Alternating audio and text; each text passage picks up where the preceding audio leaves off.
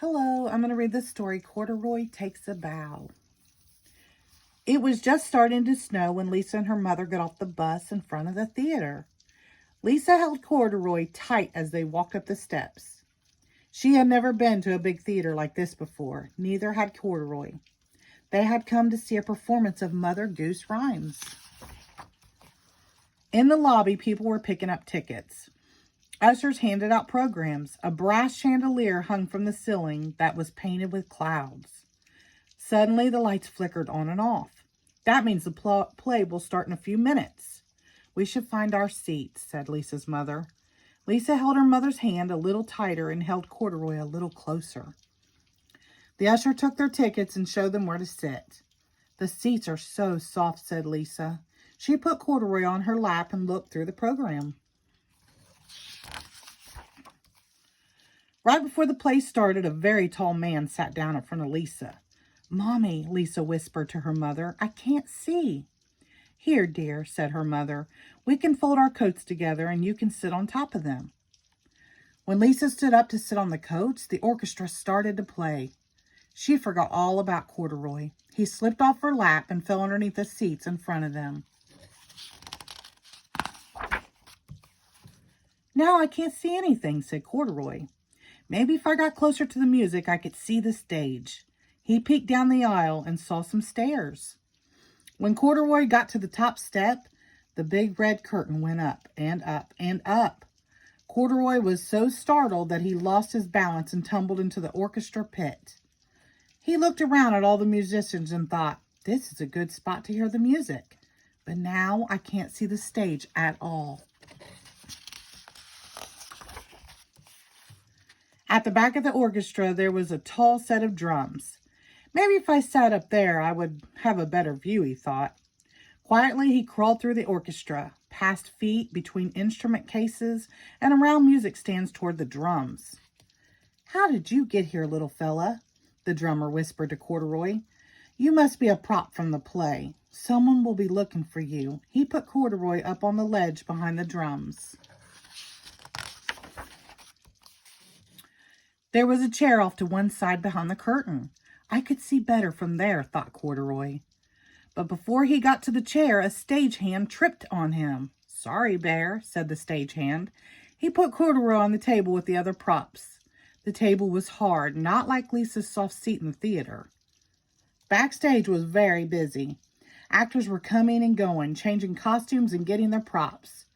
One actor almost grabbed Corduroy. I should find a safer spot, he decided, and he hid between the costumes. This is safe, he thought, but I'll never see anything from here.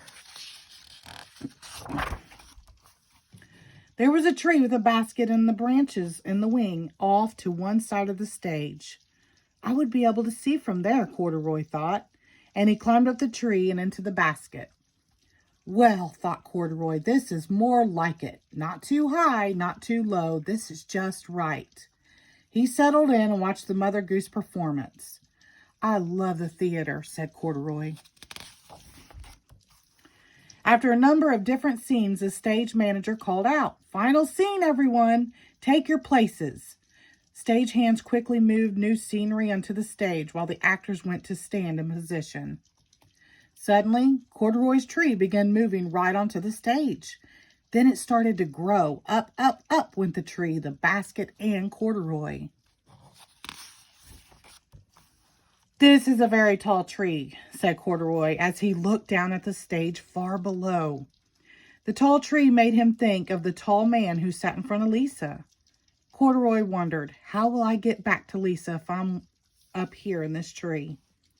On the stage below, Mother Goose started to sing. "Rock-a-bye baby on the treetop. When the wind blows, the cradle will rock."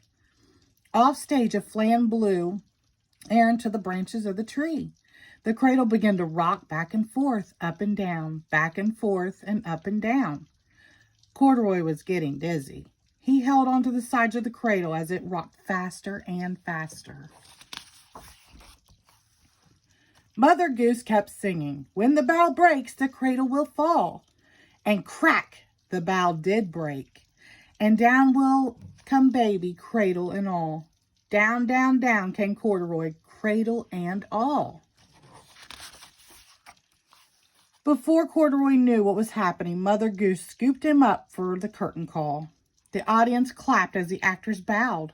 Corduroy bowed too. After the curtain call, the cast took Corduroy backstage to the dressing room.